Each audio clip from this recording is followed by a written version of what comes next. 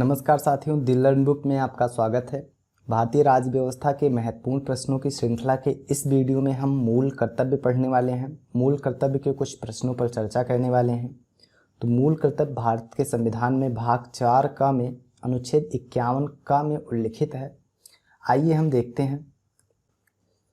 तो इस वीडियो को शुरू करने से पहले हम आपको बता दें कि जो भारतीय राज्य व्यवस्था की ये सीरीज है, इसमें हम इन टॉपिक्स पर चर्चा करने वाले हैं, जिसमें से हम राज्य के नीति निर्देशक सिद्धांत पर चर्चा कर चुके हैं। जो ऊपर की जो टॉपिक्स हैं वो हमने कवर कर ली हैं। चैनल पर इनके वीडियोस पहले से अवेलेबल हो चुके हैं। आप प्लेलिस्ट को ओपन करेंगे तो वहाँ पे सारे वीडियोस आपको मिल जाएंगे। आज के इस वीडियो में हम मूल कर्तव्य पर चर्चा करने वाले हैं। तो आइए आगे बढ़ते हैं। तो आज का पहला प्रश्न है, भारत की प्रभुता, एकता और अखंडता की रक्षा करने और उसे अक्षुण्ण रखने के मूल कर्तव्य को किस स्थान पर रखा गया है?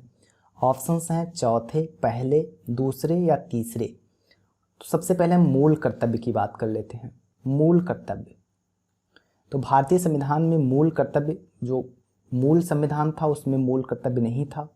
संविधान में मूल कर्तव्य 42वें संविधान संशोधन 1976 के द्वारा जोड़ा गया। तो जब भारत के संविधान में 1976 में मूल कर्तव्य जोड़े गए तो उस समय पे उनकी संख्या 10 थी। फिर इसके बाद में इनकी संख्या 11 हो गई।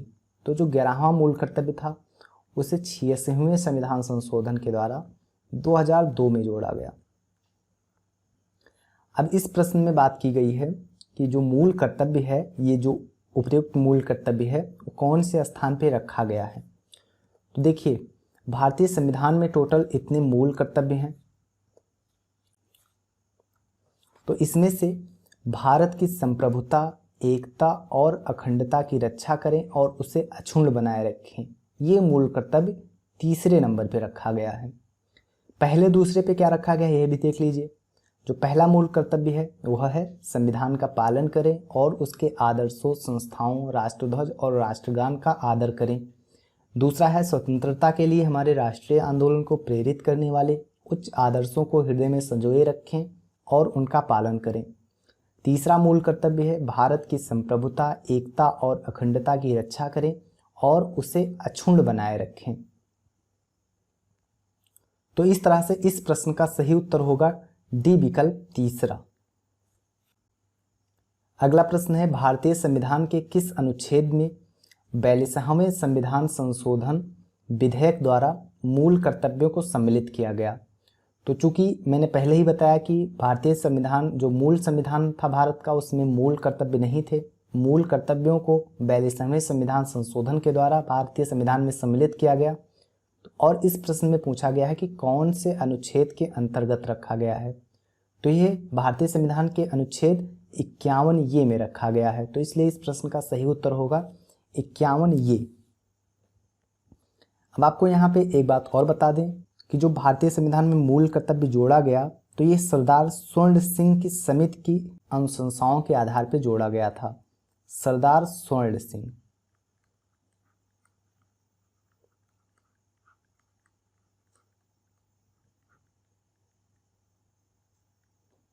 तो ये हमें याद रखना है। आगे बढ़ते हैं। अगला प्रश्न है, निम्नलिखित में से किसकी संस्तुति पर भारतीय संविधान में मूल कर्तव्य शामिल किया गया? जैसे अभी हमने पिछले प्रश्नों में चर्चा किया कि भारतीय संविधान में मूल कर्तव्य 42वें संविधान संशोधन के द्वारा जोड़ा गया। और कब जोड़ा गया? तो 1976 में। और किसकी संस्तुति के आधार पर, किसकी संस्तुति के आधार पर जोड़ा गया? सरदार स्वर्ण सिंह की। सरदार स्वर्ण सिंह की संस्तुति पर भारतीय संविधान में मूल कर्तव्य शामिल किया गया। 42वें संविधान संशोधन के द्वारा 1976 में शामिल किया गया।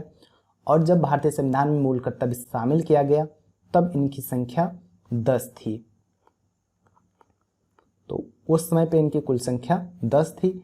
लेकिन अगर वर्तमान की बात की जाए तो वर्तमान में मौलिक कर्तव्यों की संख्या 11 है। जो 11वां मौलिक कर्तव्य है उसमें शिक्षा के अधिकार की बात की गई है।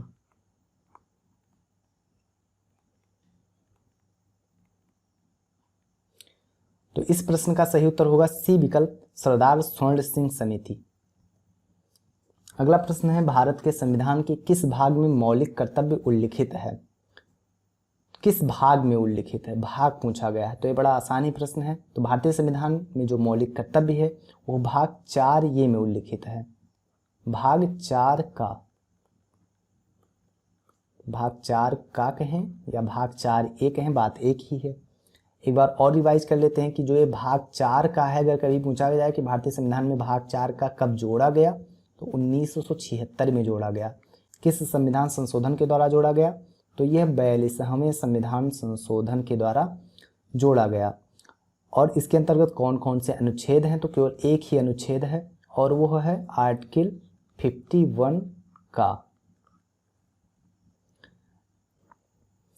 तो अगला प्रश्न है, निम्नांकित में कौन स्वर्ण सिंह समिति के सदस्य रहे हैं? कथन है AR अंतुले, SR रे, हरिदेव जोशी, CM स्टीफन।